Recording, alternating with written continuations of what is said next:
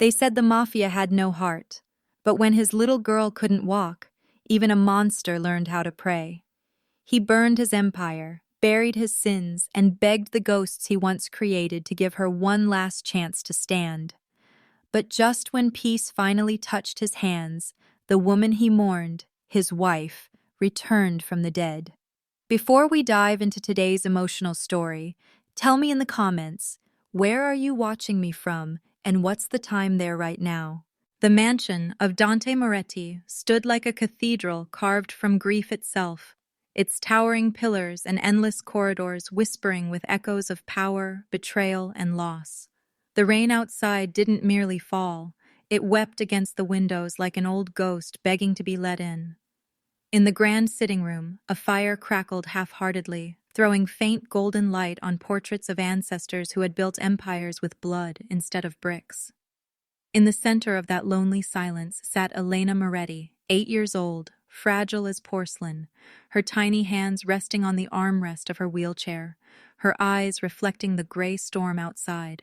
The rhythmic patter of rain was her only friend, the sound of her world that never changed, unlike the people who whispered when they thought she wasn't listening. Her legs, thin and motionless beneath a blanket, were a constant reminder that even the most powerful men in the city couldn't command life to obey them. Dante Moretti stood across the room, dressed in a black silk shirt that looked like midnight had been stitched into fabric, his sleeves rolled to his elbows, revealing scars that told the story of battles fought in alleys and boardrooms alike. He was the kind of man whose name made enemies tremble and priests pray twice. Yet in front of his little girl, his armor cracked in silence. He watched her trace raindrops on the window pane with a single finger, her reflection small against the vastness of marble and glass. Her hair was the color of chestnut honey, her eyes like the light of a dying candle, soft, flickering, and too pure for the darkness surrounding her father's life. He had ordered assassinations with less hesitation than the breath he took before crossing the room to her side. Every step echoed in that vast chamber, each footfall carrying years of regret. When he knelt beside her chair, the scent of her lavender blanket hit him, Isabella's favorite scent. For a moment, he could almost see his wife again, standing at the balcony, laughter curling through the air like sunlight.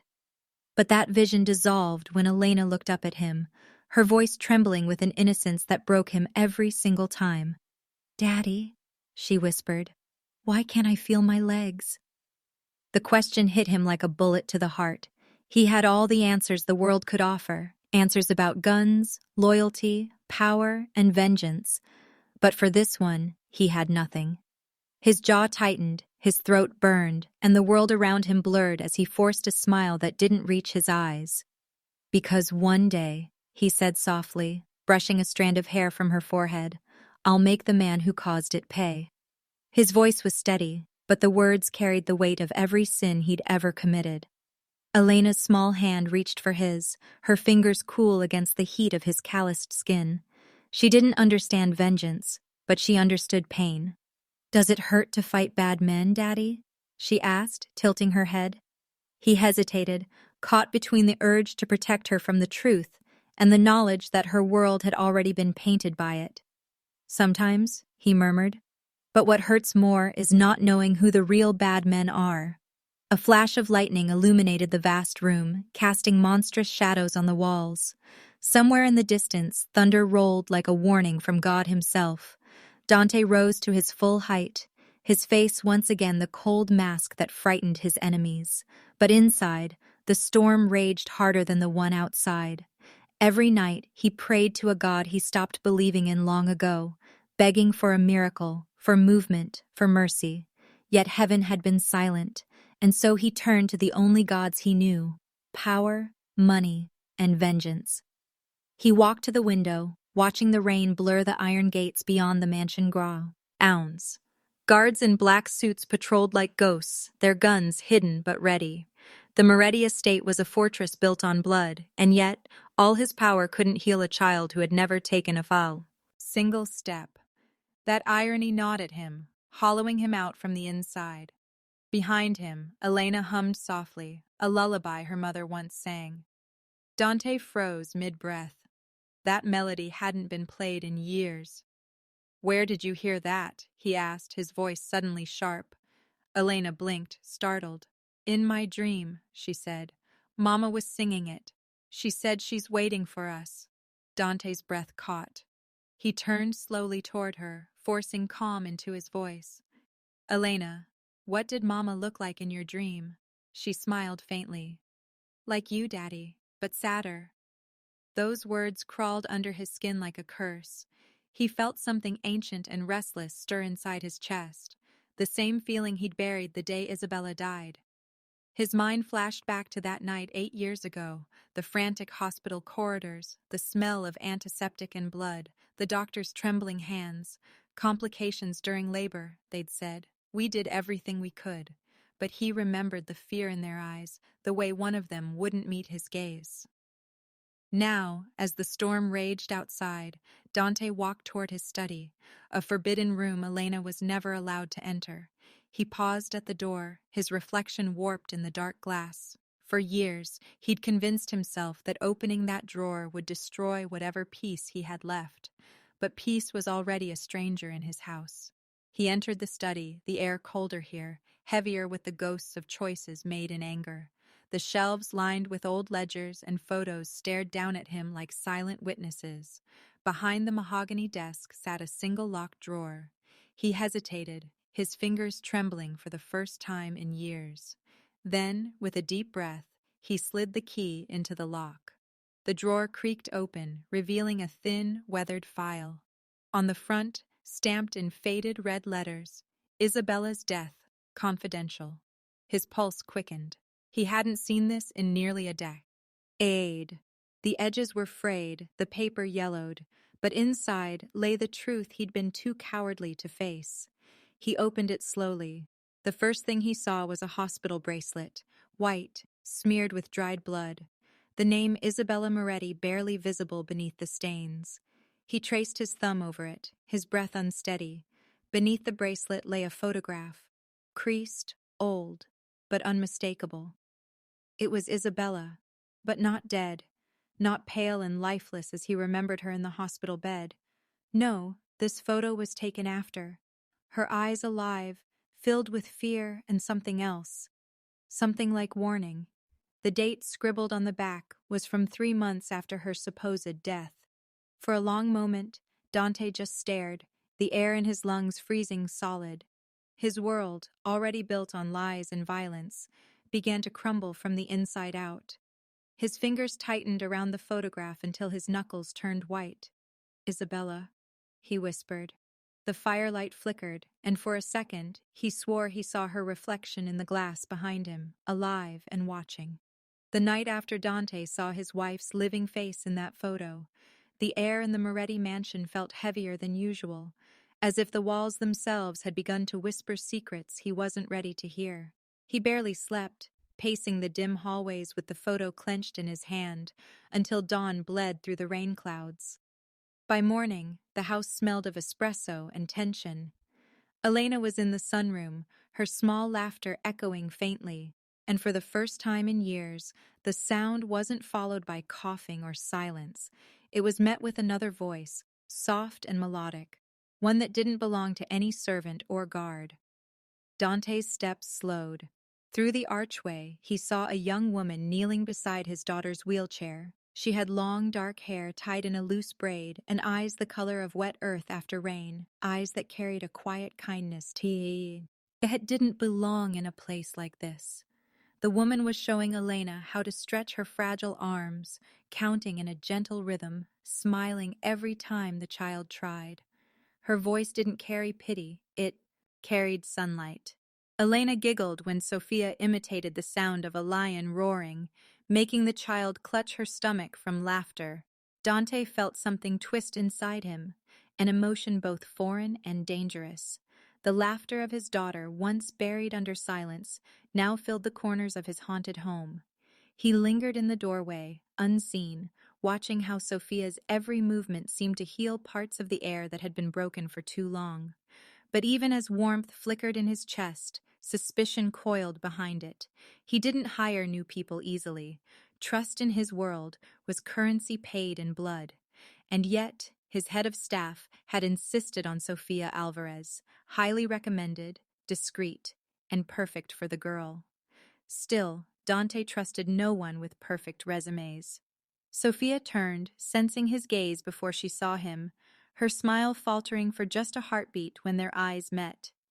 "Mr. Moretti," she greeted, rising quickly.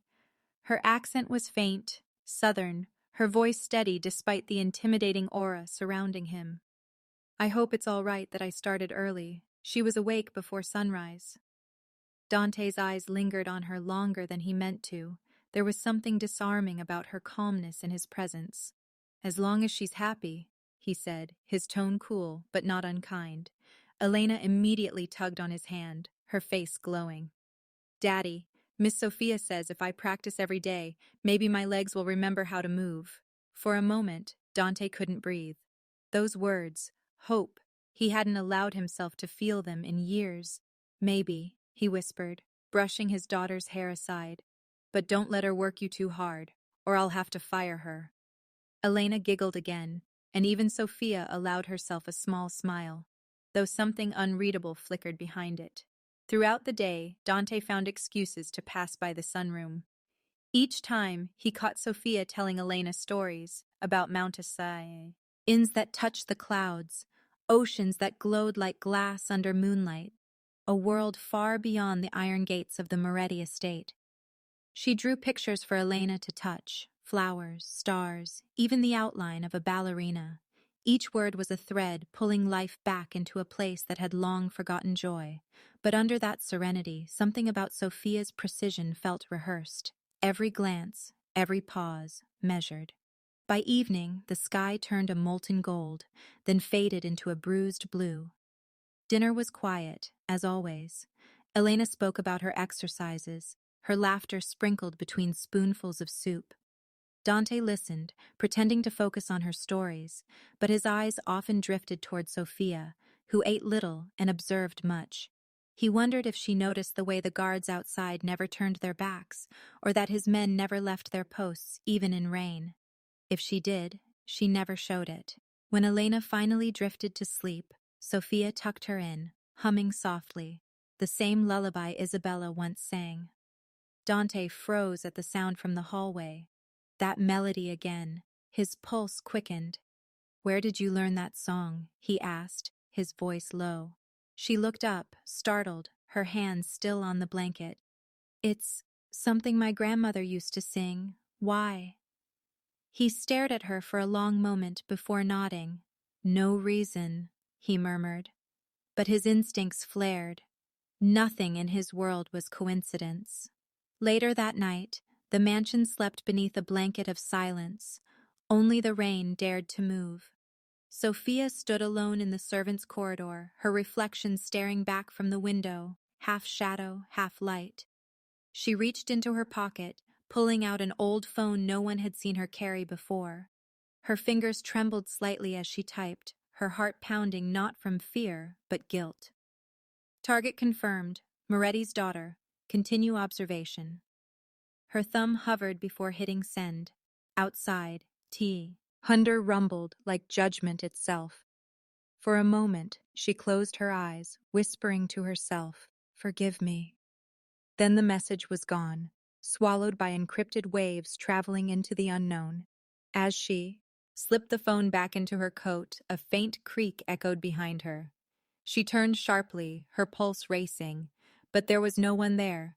Just the long corridor, the flickering lamps, and portraits of the dead watching her like silent sentinels. She exhaled shakily, unaware that a pair of eyes had indeed been watching her from the darkness above, the security camera tucked between the beams, recording every move. In the surveillance room, a red light blinked.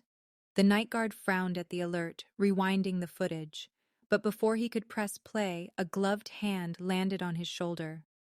"I'll take it from here," said a calm, deep voice. The guard turned, paling instantly. "Of course, Mr. Marino." Luca Marino, Dante's most trusted right-hand man, stood there in a black coat, his smile sharp enough to cut glass. He dismissed the guard with a nod, then leaned toward the monitor, his eyes narrowing as Sophia's face appeared on screen, lit by the cold glow of her phone. He watched her message being sent, rewound it, watched again, a slow grin curling on his lips, not of amusement, but calculation. He took out his own phone and read the message that had just arrived. The sender's name was hidden under encryption, but he didn't need to guess. He'd been expecting it. The same organization that had been feeding him information for years now had reached inside Dante's fortress. He tapped the message once, the text unfolding like a secret curse. Target confirmed. Moretti's daughter. Continue observation. He leaned back in the chair, the glow from the monitor painting his face with ghostly light. "Welcome to the family, Sophia," he murmured under his breath, his smile fading into something colder, darker. Then he opened another message, this one unsent, waiting. "She's inside. Proceed to phase 2. But before he could hit send, the sound of footsteps echoed down the corridor. Heavy, deliberate. Dante's voice called from beyond the door. "Luca, we need to talk." Luca minimized the screen instantly, erasing Sophia's image, his heart steady but his mind racing. When Dante stepped into the room, the boss's eyes flickered to the monitor's dark screen, and for a split second, Luca thought he saw suspicion there. The rain had stopped, leaving the Moretti mansion wrapped in a mist that clung to the marble like a ghost, reluctant to leave. The morning light filtered weakly through the tall windows, touching the edges of the white curtains, as if afraid to disturb the silence that had settled there. Elena sat near the fireplace, a sketch pad resting on her frail legs, her tiny fingers gripping a pencil with quiet determination. Sophia knelt beside her, her soft voice carrying warmth into the cold room. "Try gentle strokes, Elena," she whispered, guiding her hand over the page. "Let the paper tell your story." The child smiled faintly, her eyes glimmering with the kind of light Dante hadn't seen in months. Her giggle, light, pure, and innocent, drifted through the air, dissolving the weight of grief that usually sat in the mansion's walls. Dante, standing at the doorway, watched silently. His daughter's laughter was a melody that made the storm in his chest pause for just a heartbeat. He almost smiled, but the smile never reached his lips. Not anymore. There was too much blood on his hands, too many ghosts whispering his name when the night grew still. Sophia encouraged Elena to draw freely, and soon the white sheet began to fill with soft, uneven lines, little shapes, messy circles, scribbles of color. But as time passed, her strokes changed. Her movements slowed, her tiny hand trembling as if guided by a memory she did not understand. Sophia's brows furrowed as she leaned closer. Elena's drawing took shape. What started as a blur of gray and red turned into a hospital room. The floor was smudged with dark streaks. A single red glove lay beside a bed, and from a syringe drawn in thick black ink, something dripped, something that looked like poison. Sophia's breath hitched in her throat. "What are you drawing, sweetheart?" she asked softly, her voice careful, fragile. Elena didn't look up. "I don't know," she murmured, "but it feels real." Her pencil moved faster now, frantic, emotional, almost as if she was racing against something unseen. Sophia's eyes darted from the sketch to Elena's face, and her pulse began to quicken. The way the little girl's hands shook, the way her eyes glazed with tears, it wasn't just imagination, it was remembrance. "Elena," Sophia said again, her voice trembling now, "who told you about this?" The little girl's hands stilled. The room seemed to shrink, air thick with a strange energy that hummed like a warning. Slowly, Elena looked up. Her eyes, innocent yet shadowed, met Sophia's. "I saw it," she whispered. "In my dreams. Mommy was crying. She called my name." The words sliced through the air like a blade. Sophia froze, her heart hammering so loud she could barely hear herself breathe. A chill ran down her spine as she tried to mask her fear behind a gentle smile, but her fingers betrayed her. They trembled against the paper. "Sweetheart," she said carefully, "dreams aren't always real." But her own voice sounded hollow, unsure. The child's gaze lingered on her drawing, tracing the outline of the red glove again and again until the paper began to tear under the pressure of her pencil. It felt real, she whispered again, tears pooling in her lashes. Mommy was there, but someone hurt her. Sophia's throat tightened.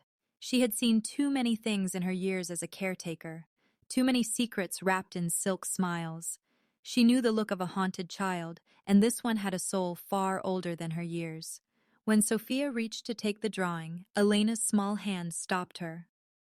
"Don't," she said, her voice soft but commanding. "Daddy won't like it."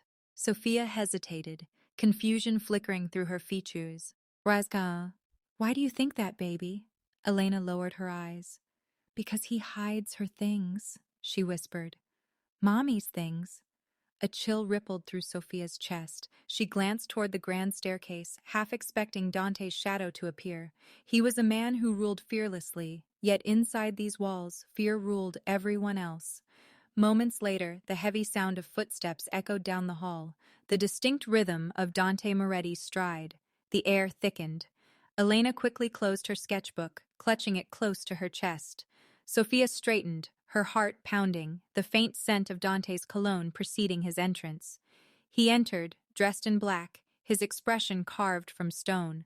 His gaze flickered between the two, his blue-gray eyes unreadable yet sharp.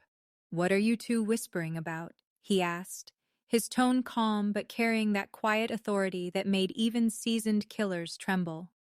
Sophia forced a smile. "Just art therapy, Mr. Moretti. She's improving." Dante's eyes softened, only slightly, when he looked at his daughter. "Good," he murmured, kneeling beside her. "You've been drawing again, my little angel?" Elena nodded shyly but didn't hand him the sketchbook.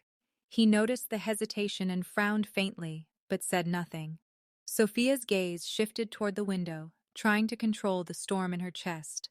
She needed to leave before he sensed anything unusual. She excused herself with a polite nod, walking down the hallway where shadows danced like silent witnesses. Once out of sight, she pressed her back against the cold wall, exhaling a shaky breath. The image of the drawing burned in her mind, the red glove, the syringe, the hospital room. It wasn't a coincidence. She had seen that exact scene in a classified report years ago, the night Isabella Moretti died. Her hands trembled as she reached into her pocket, touching the burner phone hidden there. One call could expose everything, but her heart whispered a dangerous truth she didn't want to admit. She was beginning to care about the girl. Back inside the room, Dante lingered beside his daughter. He tucked a loose strand of hair behind her ear and smiled faintly. "You know," he said quietly, "you have your mother's eyes." Elena looked up at him, hopeful. "Do you think she misses me?" The question stabbed him in the heart. He swallowed hard. "Every minute of every day," he whispered. She smiled weakly, and he forced himself to stay composed. He stood, straightened his jacket, and turned to leave. But something caught his eye. On the edge of the table lay a piece of paper torn from the sketchbook. He reached for it. What he saw froze him in place. The red glove, the syringe, the hospital bed, and beside it, in the trembling scrawl of an 8-year-old, the word Mommy. His breath hitched. His hands tightened around the paper until his knuckles turned white. The room spun for a moment, and before he could stop himself, he crossed to the old armoire near the fireplace. It was locked. He opened it with a key he hadn't touched in years. Inside lay his wife's belongings, kept like relics of a life he couldn't bury. Jewelry boxes, faded letters, perfume bottles sealed in dust. He lifted one of the boxes and, as he opened it, something slipped free. A single red glove, stained faintly along the wrist. The same glove from Elena's drawing. Dante's pulse thundered in his ears as he held the glove up to the light. The stain wasn't old, it was fresh. The scent of blood lingered faintly, unmistakably real. And beneath the glove, hidden under a false bottom of the jewelry box, lay a folded photograph. His wife, Isabella, standing beside a man Dante had buried 10 years ago. Rain poured like shattered glass from the heavens, streaking down the armored windshield of Dante Moretti's car as he drove through the sleeping city toward a crumbling clinic on the outskirts of Naples. His knuckles were white on the steering wheel, jaw clenched so tight it trembled. The red glove Elena had, drawn, still lay on the seat beside him, its faded leather wet with rain, a relic of the nightmare that refused to die. The name scrawled on the hospital file burned in his mind. Dr. Emilio Santoro, the man who had delivered Elena, the man who had signed Isabella's death certificate. Dante had killed men for less than a lie, yet tonight he carried something far heavier than vengeance. Doubt. When he stormed into the dimly lit clinic, the smell of disinfectant and fear hung in the air like ghosts. The doctor sat behind his desk, trembling, his cigarette burning untouched between his fingers. "Mr. Moretti," he stammered, voice cracking. "I was hoping this day would never come." Dante's eyes were obsidian under the flickering light. "Then why didn't you run?" he asked coldly. The doctor's throat bobbed. "Where would I go? You can't hide from your past. Or from him." Dante leaned closer, the sound of rain hammering against the windows drowning the doctor's shallow breaths. "What do you mean, him?" he asked, his voice a low growl. The doctor's eyes darted to the door. I didn't want to do it. They threatened my family. They said Isabella knew too much about the experiments." Dante's pulse spiked. "What experiments?" he snapped. The doctor swallowed hard, pulling out an old medical file, its edges yellowed and blood-specked. "They poisoned her," he whispered, tears forming. "It wasn't an accident. She was injected with something during labor, a neurotoxin designed to cause paralysis in the child." The words felt like acid in Dante's ears. "Who ordered it?" The doctor hesitated, voice shaking. "Your wife wasn't meant to die. She found out what they were doing and tried to expose them. I was supposed to silence her after the delivery, but she fought back, screamed your name, begged me to save the baby." His sentence broke, his lips quivering. "I hid the records. I thought maybe someday you'd find the truth." Dante's chest heaved, rage and grief battling for control. "Who gave you that order, doctor?" he demanded again, voice cracking for the first time. The man's eyes flicked toward the window, sheer panic washing over his face. "He'll kill me if I—" The rest of his words vanished in a single, thunderous crack. The window shattered, and the doctor's head snapped back as blood sprayed across the medical files. The sound echoed through the empty halls, a haunting symphony of violence. Dante froze, every instinct sharpened to survival. He ducked behind the desk, glass raining over him. Outside, a shadow moved. Precise, silent, professional. His heart pounded as he peeked through the bullet hole. A sniper. The shot had come from the rooftop across the street. Moving like a predator, Dante crawled to the body, checking for any sign of life. The doctor's eyes were wide open, his mouth forming one last word. Forgive, then silence. Dante grabbed the blood-stained file, shoving it into his coat before creeping toward the door. The clinic lights flickered again, and for a moment he saw the glint of something metallic near the window frame. He reached for it. A single bullet casing lay there, gleaming under the fluorescent light, custom engraved with a single letter, L. His heart went cold. Luca, his most trusted man, his brother in everything but blood. The same man he had pulled out of the slums, raised to power, trusted with his life. The betrayal cut deeper than any bullet could. He gripped the casing, fury vibrating through his veins. Thunder rolled outside, masking the sound of a car engine revving in the distance, the sniper escaping into the storm.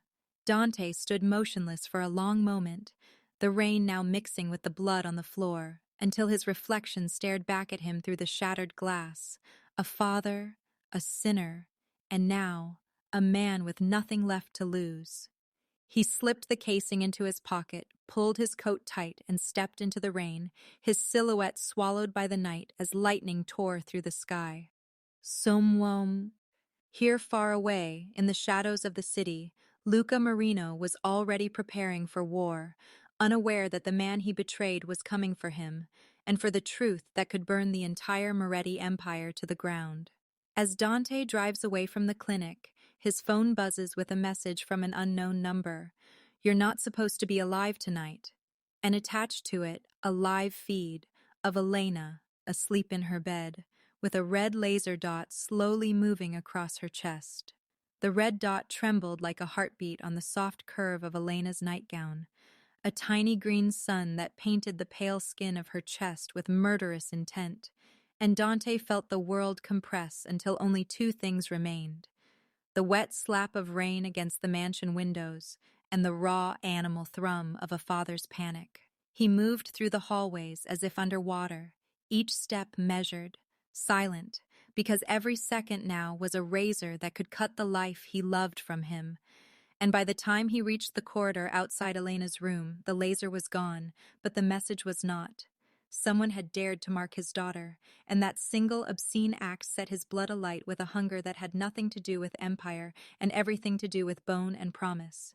He tasted iron at the back of his throat and thought of the bullet casing from the clinic, the tiny engraved L that had tasted like betrayal against his palm, and he thought of Luca, Luca's easy smile, Luca's long fingers that had once steadied him in the darkest nights, Luca's voice that had pledged loyalty with the ease of a prayer. And he knew then that the war he had built for survival had come home to live in his daughter's breath. Without another thought, he left the house through the servants' exit, the rain swallowing his silhouette, the city's lamps bending halos around him as if the world itself were holding its breath, and he trailed Luca like a shadow, trailing smoke, silent wheels of a nondescript sedan following the same thin line of headlights through streets slick with memory and oil until they arrived at a small stone church that looked like it had been forgotten by God and found by men who prayed to other things.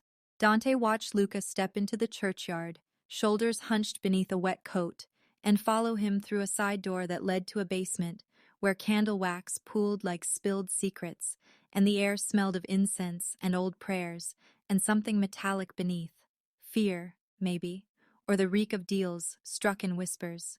He slipped in after them, keeping to the shadow of a buttress, the muffled echo of his boots swallowed by the cavernous hush, and when the low lights revealed the room below, he saw Luca already waiting, hands folded with mock humility, a man who wore duplicity like an expensive suit, and opposite him, under a halo of dim light, stood Sophia, no longer the gentle physiotherapist of Elena's sunny room, but a woman whose posture clenched with the tension of divided loyalties, whose eyes darted like a caged animal considering the sky. Their conversation was low but sharpened by intent. "The FBI wants the Mafia wiped out," Luca said, his voice smooth as oil, "and they're offering a route in. Use the girl to get to him. She's the key." Sophia's mouth opened, closed, opened again. She had come here with orders and a ledger of duties, but also with the heavy, crooked ache of something she had not planned for. Her chest when Dante walked by Elena's side, and the quiet ferocity in his hands when he swore to a sleeping child that he would find the man who did this. Those images had lodged themselves behind her ribs and were now impossible to ignore. Luca's plans spilled out in clinical detail, plant evidence, cultivate a weakness, make Dante show himself while the agency watched from safe distance. But Sophia's voice faltered at the edges, the gentle cadence she'd used to soothe Elena's fears betraying guilt. "You know the plan," she said, but it sounded like a question, as if she were asking it of herself. "And you know what it will take." Luca's face was a map of patience and cruel calculation. He told her there would be no mercy for half measures, no room for sentiment, that this was a dismantling and not a negotiation, that once Dante's walls caved, the rest of the family would be easy pickings, and if the girl could be the wedge to split the father from his throne, then the cost would be justified. He spoke of duty the way men speak of harvests, detached and inevitable, and Sophia watched him with a trembling clarity that made her hands go cold. She tried to picture Elena's small laugh, the way she had once drawn a sun with her fingers on fogged glass, the lullaby she hummed when she slept, and the image of that laughter in Luca's scheme was like salt in a wound, impossible to reconcile with the file on her burner phone marked Operation Nightfall. Luca pressed on. "We move at dawn. You'll ensure the right people get close enough to him. Plant the fear, then step back. The rest we let the law do." Sophia's eyes closed for a heartbeat, a little storm passing over her pupils, because in that room beneath the cross, she felt the weight of two very different truths. The badge sewn into her jacket, and the child whose slender hand had once gripped her finger like a lifeline. She had trained to follow orders that meant lives might be lost, that collateral sometimes had to be sacrificed for a larger justice. And yet when Dante's daughter's face rose like a prayer in her mind, she had no answers that suited the ledger. Luca, sensing the falter, leaned in with a velvet threat, the kind that sat lethal beneath charm, and reminded her that allegiances were not sentimental, that the agency did not forgive hesitation, and that a misplaced kindness would cost more than one family's ruin. And Sophia's breath hitched because she knew his words were true, and she knew, too, that the rebels of Hell, ere past, had not taught her how to reconcile love and duty. The basement swelled with consequence. A wooden table sat between them, maps spread like wounds, envelopes with names that made her stomach lurch, and a small recorder that Luca clicked with casual cruelty, capturing the pact in case memory alone proved unreliable, because betrayals were best preserved as insurance. While they argued strategy, Dante listened, his hands itching for a weapon, though the gun felt monstrous in his palm, because in that hollow under the crosses, nothing sanctified the truth, only the choices a man made when he had no creed left but to protect his own, and the choice that rose first in him was raw and human and immediate. His daughter could not be used like a pawn, not on his watch, not under his name. A bitter realization sharpened. Luca had never been just a soldier, but an arsonist in disguise, someone who believed he could burn the house to watch it be rebuilt in his image, and the betrayal stung deeper because it had roots in gratitude and shared years. Sophia tried to speak then, her voice small yet steadying. "I can't." And Luca laughed once, too short. "Then you'll be the one who pays." But the laugh fell flat because the sound of the heavy door opening behind him split the conversation like a knife through paper, and the air changed in the way air does when the last of the light leaves a room, and Dante stepped out from the archway like a storm taking human form, his coat damp, his face more exhaustion than rage, and that exhaustion had the terrible clarity of a man who would not be prevented from what he had sworn to do. He did not stride forward with the clumsy theatrics of sudden revelation, but with the quiet economy of a man who has rehearsed this moment in the dark and found it inadequate every time. And when his silhouette filled the doorway, Luca's smile went brittle, and Sophia's knees nearly folded, because the man she had come to see as an enemy of the state was not a cartoon of violence, but a father hollowed by loss. Eyes narrowed not with immediate malice, but with a pain that demanded answers. Dante's gun came up slow and precise, aimed not at Sophia, but between the two of them, a physical line that separated betrayal from loyalty. And for a suspended second, the cellar held its breath under the weight of the moment. Candles guttered, the recorder's red light continued to blink. Maps fluttered as if in a breeze that no one saw, and Luca's hands rose in a gesture that was both surrender and calculation, because men like him always kept a contingency, even as they apologized for their sins. "Both of you," Dante said, his voice like an iron bell, "on your knees."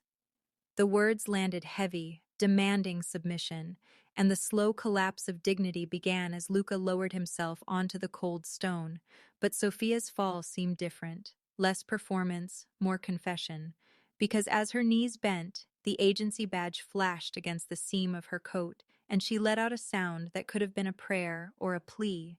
And Dante watched her face, as if trying to catalogue every fracture, every ache that had brought her to this moment.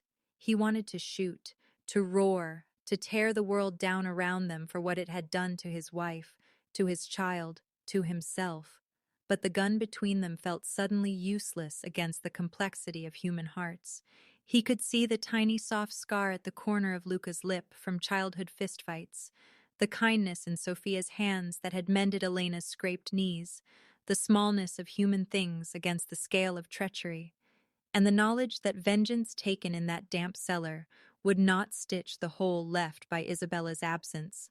So he kept his arms steady, palms slick with rain, and something darker, and he listened to Luca make bargains he thought he could keep, to Sophia's voice catch on each syllable of impossible choices, and all the while the city beyond the church pulsed on. Cars, lights, lives unaware that below a cross, a new covenant of blood and betrayal had been forged. And when Dante finally lowered the gun, it wasn't mercy that guided him, but calculation. He would not kill either man on impulse, not when answers were needed, not when the truth dangled like a lantern above them. He wanted their confessions, their papers, their proof. What he wanted most was the map that led to the hands that had touched his wife in her last hours, and the lab that had made the poison that stopped his daughter's legs from remembering how to walk. And as his voice cut the dark, talk, every lie, every name, it was less a command than a promise, a father making a ledger of promises in ink sharpened by grief. Luca began to speak, his words oily but revealing, because when cornered, even liars spill the truth like coins, and Sophia's sentences folded into admissions, of contacts, of pressure, of threats made in rooms with closed doors, of an operation called in from higher than she could name, of a night when a van had idled in the rain, and a woman had screamed, and the world had pretended not to hear, and when Sylvia's last name slipped, when a file number was recited like a death rattle, Dante's raw focus turned inward like a steel trap, absorbing each syllable until the walls of his certainty collapsed and revealed corridors of deceit he had not suspected. And as the seller's confessions piled into the air, a new, colder sound threaded beneath them, the click of a camera shutter, the whisper of a device sending the whole room into a web of light, because someone, somewhere, had decided this scene needed to be recorded and shared, and the knowledge that their secrets were being archived for leverage made every word spoken here a weapon as much as a truth. And Dante realized with a sudden, bitter clarity that he could not trust the law, nor the men who claimed to wield it, because the people with the power to expose him also had the power to destroy the very child he was trying to save. The choice then tightened into a knife-edge decision. He could join the war on their terms and become the monster they fear. Or he could unmake the game itself by tearing out the roots of its authors. And that night, beneath the cross and the guttering candles, Dante Moretti promised himself he would do both if he had to. He would use the law's own teeth to bite the hand that fed it lies, and he would grind the Mafia's machine into dust if that was what it took to keep Elena's small chest safe from a laser's green sun. And when he finally stepped back into the rain, leaving Luca and Sophia knelt like contrite saints before a god that did not answer, the city swallowed him whole, and the sound of his breath mingled with the thunder like a vow that would not be broken. As Dante turns to leave the church, his phone buzzes with a new message, a single photo, Elena's sketchbook open on her bed, and on the last page, a crude drawing of a man with Luca's scar, and beneath it, in a child's uneven hand, the words, "He was here." The church basement reeked of incense and betrayal, its flickering candles throwing trembling shadows across cracked stone walls as Dante's hand steadied around the gun. His eyes, burning with years of fury and buried grief, locked on Sophia and Luca kneeling before him, both trembling under the weight of their own sins. The silence pressed like a confession booth's air, thick, suffocating, expectant. Sophia's voice quivered when she finally broke it, her words like shards of glass falling from trembling lips. Dante, Elena's condition, it wasn't fate, it wasn't God's curse. His jaw tightened, finger ghosting over the trigger, heart beating like a war drum in his chest. "Then what was it?" he hissed, his voice low, venomous. Sophia's eyes shimmered with tears, guilt flooding her face. "They poisoned her. During childbirth, a toxin designed to paralyze the spinal nerves permanently. It was meant to look like a complication, but it wasn't. It was punishment." Dante's breath caught in his throat, his world cracking open. The walls of his empire, the blood-soaked years, the power he had killed for, all of it suddenly meant nothing compared to the fragility of the truth, unraveling before him. His mind flashed to Elena's laughter, her tiny hands struggling to grip a crayon, the way she said "daddy" with unshakable love. He staggered back a step, gun trembling as rage and sorrow collided inside him like thunder. "Who ordered it?" he demanded, voice shaking, breaking through clenched teeth. "Who?" Sophia looked at Luca, her lip trembling as though she'd choke on the truth itself. "It was part of a deal, Dante. The government wanted leverage, a message to keep you in check. But Isabella found out." The name hit him like a bullet to the chest. Isabella, his wife, the woman he buried with his soul. His knees nearly gave out as the image of her smile flickered in his mind, the way she touched his face before every storm, whispering that love was stronger than blood. "She knew?" he breathed, his voice barely a ghost. "She tried to expose them," Sophia whispered, tears falling freely now. "She was ready to go public, to bring it all down. But Luca..." Her words faltered as Dante's glare turned into fire. His head snapped toward Luca, whose eyes darted wildly between the gun and the cross on the wall behind Dante. "You killed her," Dante growled, the sound guttural, primal, years of vengeance boiling over. "You took my wife, my child's future, and you dare kneel before me?" Luca's face twisted in panic, sweat dripping down his temple. "It wasn't my choice," he shouted. "I had orders. You think you're the only one trapped in this war?" But Dante had stopped listening. Rage had deafened him. He cocked the hammer, the metallic click echoing through the stone chamber like a death knell. Sophia lunged forward, shouting through tears, "Dante, if you kill him, you'll never save Elena."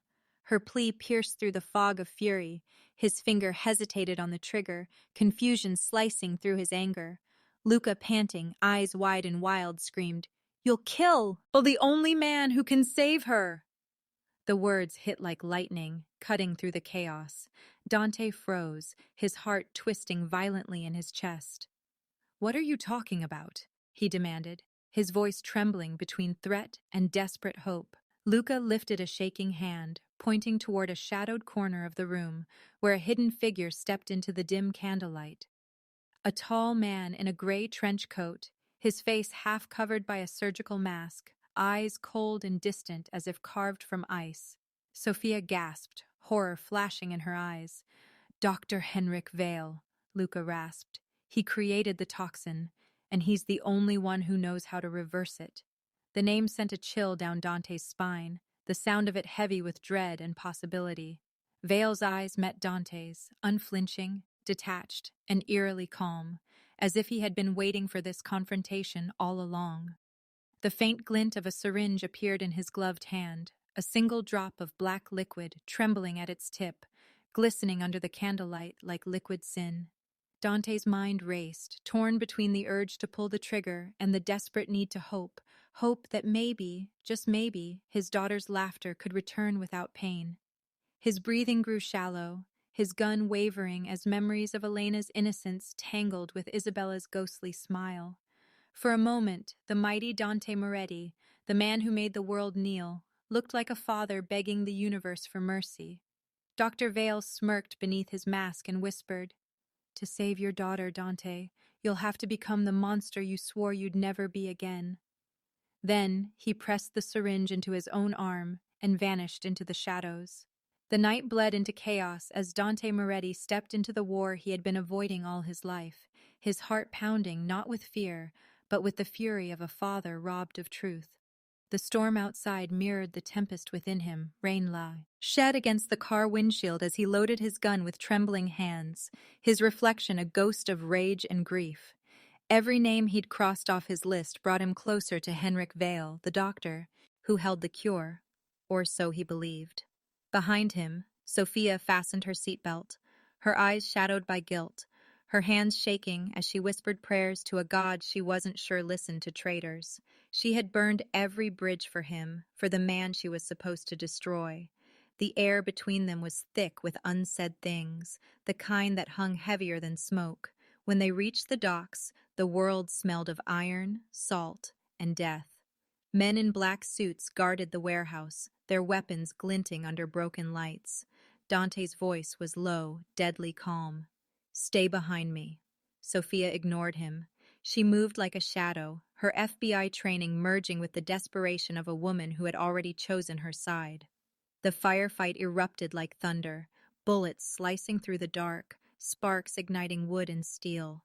Dante was a phantom of vengeance, his movements brutal and precise, every shot a curse whispered for his daughter's stolen childhood. Between bursts of gunfire, Sophia found herself watching him, not as the feared Mafia boss, but as a father fighting hell itself to save his little girl. The heat of combat made everything raw. When Dante shielded her from a bullet, their eyes met for a heartbeat too long. "Why are you still here?" he growled. "Because I believe in you," she whispered, breathless. For the first time, Dante didn't see the spy sent to betray him. He saw the woman who had chosen him over duty, love over law. Together they stormed deeper into the lair until the walls echoed with screams and shattered glass. Blood painted the floor, the metallic scent mingling with the rain pouring through bullet holes in the roof. Finally, in a locked chamber beneath the warehouse, Dante found him, Dr. Henrik Vale, shackled, bruised, but alive. Dante pressed the barrel of his gun against the doctor's forehead, his voice breaking. "You're going to fix my daughter. Now, Henrik's T." Rembling lips formed a crooked smile. "You think I wanted her paralyzed?" he whispered, eyes gleaming with something darker than fear. "You think I did this alone?" Sophia's breath hitched, the silence cutting through the chaos like a blade. "What do you mean?" she asked. Henrik coughed, a wet, rasping sound that echoed off the walls. "I didn't paralyze her," he said slowly, each word dripping venom. "Your wife did." The words struck like a bullet to Dante's chest, leaving him frozen in place, his mind shattering under the weight of disbelief. His grip on the gun faltered, and in the flickering light, the truth began to crawl out from the shadows he thought he'd buried forever. Before Dante can respond, Henrik's eyes dart past him, and Sophia screams, "Dante! Behind you!" as a silenced gun clicks in the dark.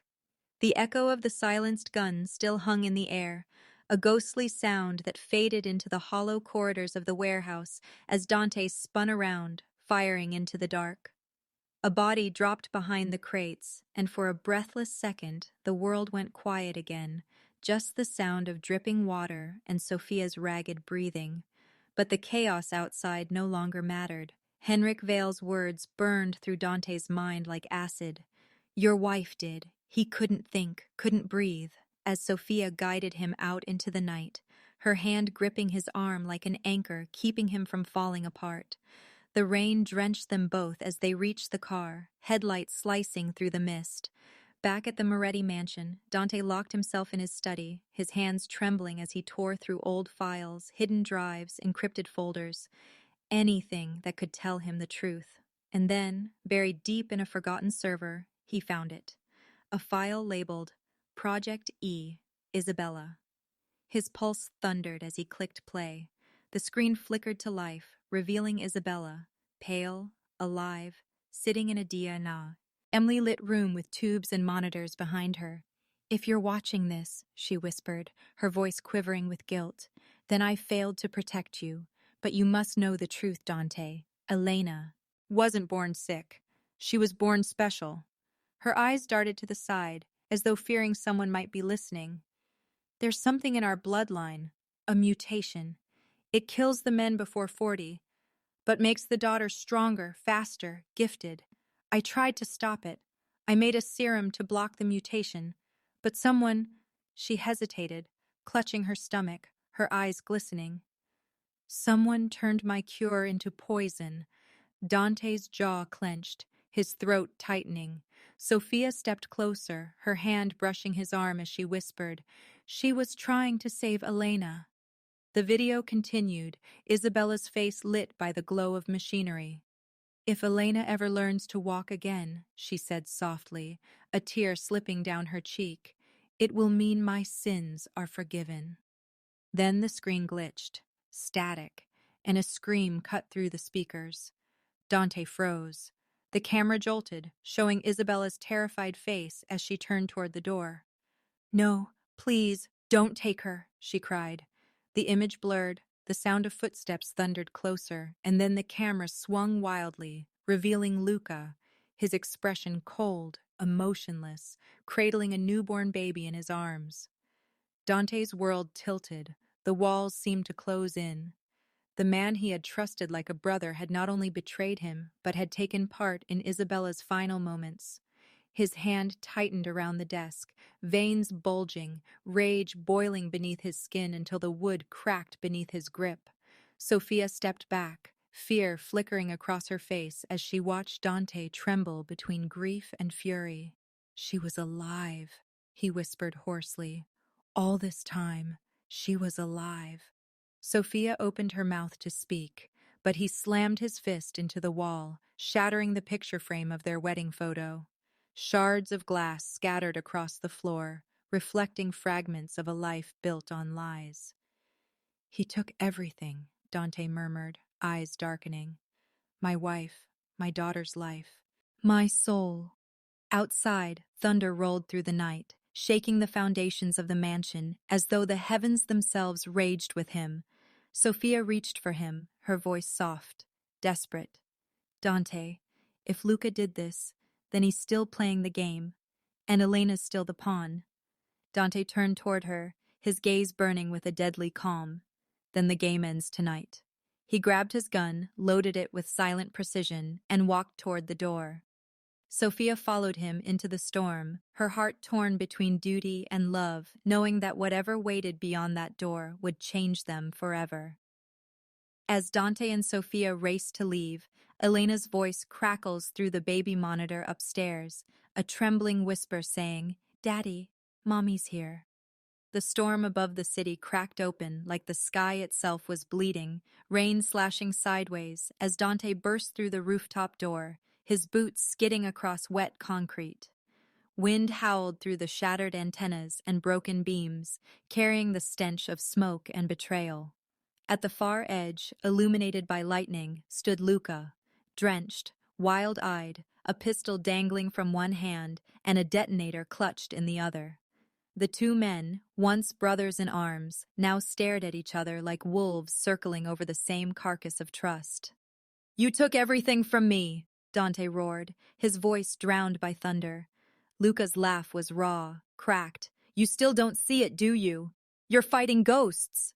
Dante's trigger finger trembled as years of rage, grief, and guilt fused into one unstoppable storm inside him. "You killed Isabella. You crippled my daughter. You betrayed me," he shouted, stepping closer, rain washing blood from his knuckles. Luca's grin faltered, the madness flickering into something almost human. "You think it was that simple?" he rasped. "You think I wanted any of this? She didn't die because of me. She died protecting you." And the words ripped through Dante's mind like a blade. He froze, eyes narrowing, heart hammering. "Liar." Luca shook his head, voice breaking. "You were the real target, Dante. The syndicate wanted you dead. Isabella made a deal with them, your life for hers. She begged me to make it look like an accident, to keep you safe." Lightning struck a nearby crane, the flash reflecting in Luca's tear-streaked face. "She took the toxin meant for you. That's why Elena was born paralyzed. She tried to save you both."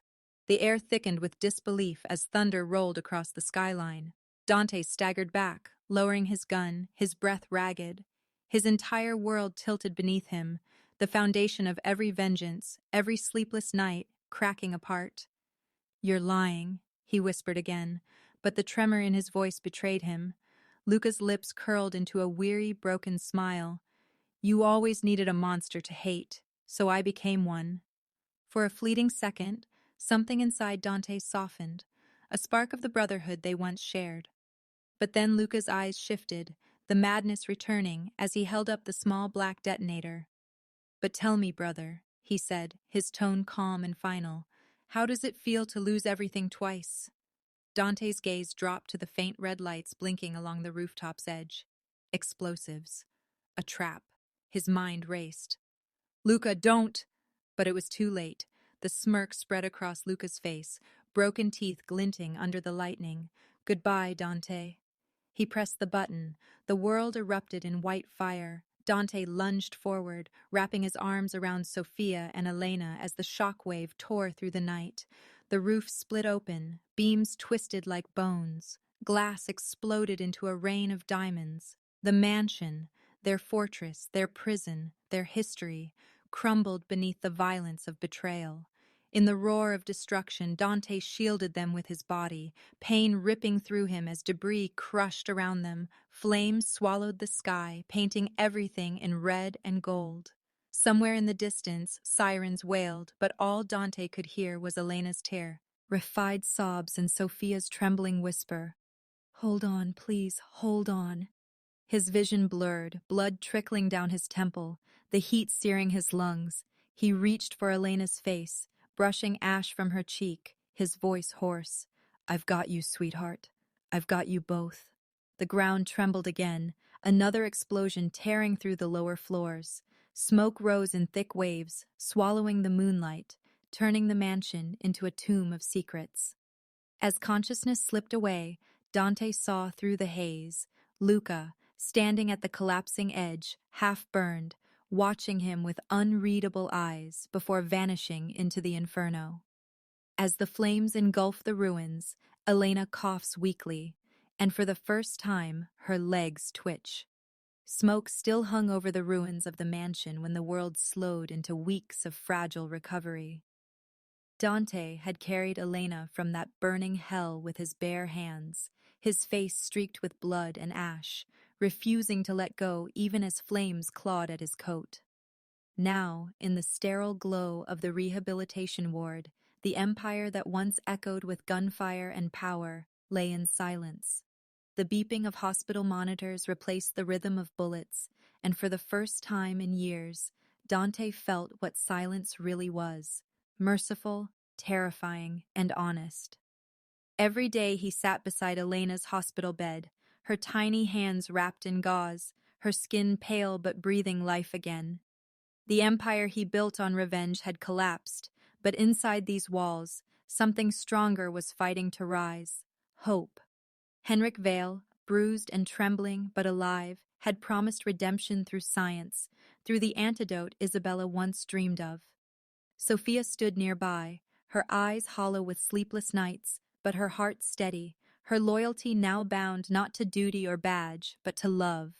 The scent of antiseptic mixed with faint roses from the bouquet Dante brought every morning, fresh ones because he says that his daughter deserved to smell life, not death. The day of the surgery arrived under a sky too blue to be real, sunlight pouring through the blinds like forgiveness itself. Dante watched from behind. The glass as Henrik's trembling hands guided the needle into Elena's spine, delivering Isabella's formula, the one that had cost her everything. Every second felt like a heartbeat in slow motion, his knuckles white as he gripped the rosary Sophia found among Isabella's belongings. He'd never been a man of faith, but that day he prayed not for power, not for vengeance, but for a miracle. Hours bled into an eternity, until finally Henrik stepped out, eyes wet and voice shaking.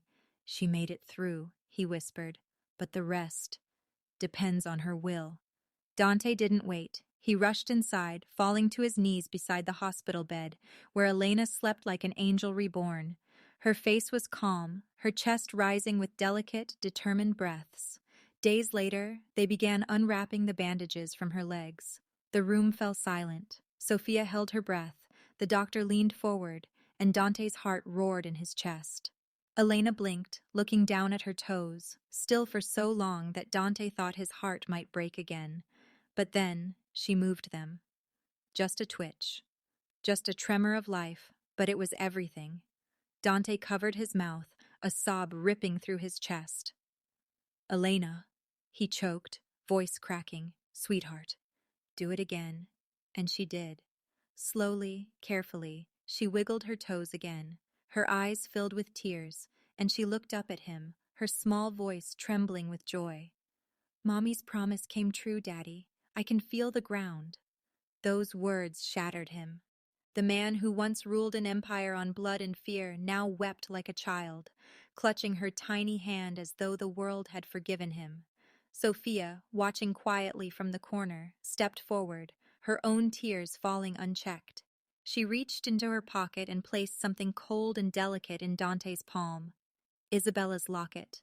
The metal was old, tarnished, but the engraving was clear. Forgive and live. Dante stared at it for a long time, fingers trembling, as memories of his wife's laughter, her experiments, her courage flooded his mind. She had died trying to save their child, not from enemies, but from his sins. Sophia whispered softly, "She never stopped fighting, Dante. Even when you thought she was gone, she was still saving you." He turned toward her then, his face streaked with tears, and for the first time in years, the rage that had consumed him lifted, leaving only sorrow and gratitude. He reached out, touching Sophia's cheek, his voice barely audible. "You stayed," he said. "You could have walked away, but you stayed." She smiled through tears. "So did you." Outside the hospital window, the city glowed under dusk, unaware that one of its darkest kings had fallen to his knees in surrender. In the weeks that followed, Dante made his choice. He visited the ruins of his empire, the mansion that once symbolized his reign, and watched as workers tore down what remained. Piles of cash, guns, ledgers of crimes and names. He ordered them all to be burned. Flames rose high, devouring his legacy, painting the night in gold and smoke. Sophia stood beside him, her hand in his, Elena asleep in her wheelchair behind them, a blanket covering her legs. Dante whispered, "No more blood, no more ghosts. She deserves a world without my sins." As fire reflected in his eyes, he opened Isabella's locket one last time, staring at her photo, whispering a goodbye. "I forgive you, and I hope you forgive me." The flames roared, consuming the empire of a man who once thought he was untouchable. In that blaze, he found peace. He turned his back on the ashes, ready to rebuild, not a kingdom, but a family. Sophia squeezed his hand, smiling faintly, and for the first time, Dante felt the warmth of life instead of the chill of death. The next morning, Elena took her first shaky steps. Every movement was fragile, every breath a victory. Sophia cheered, tears streaming, while Dante sank to his knees again, arms open, as his daughter stumbled toward him and collapsed into his embrace. "You did it, princess," he whispered, voice trembling. "You did it." For the first time in his life, he wasn't a mafia king, or a killer, or a ghost of vengeance. He was just a father, a broken man learning how to love again. Days turned into hope. The city slowly forgot the name Dante Moretti. But in a small apartment above a flower shop, laughter began to replace silence. Sophia painted again. Elena danced clumsily with braces on her legs. Dante read to her at night, voice soft, heart at peace. And yet, even peace has its shadows. One night, after tucking Elena into bed, Dante stood by the window, looking out at the distant skyline. A cool wind swept through the room, carrying with it the scent of smoke and something else, memory. He reached for the locket on the table, turning it over in his hand, unaware that far beyond the flickering city lights, a figure stood in the ruins of his old estate. In the ashes of his empire, a woman's silhouette emerged. Isabella, alive, her eyes cold with secrets as she whispered into the night, "It's not over yet."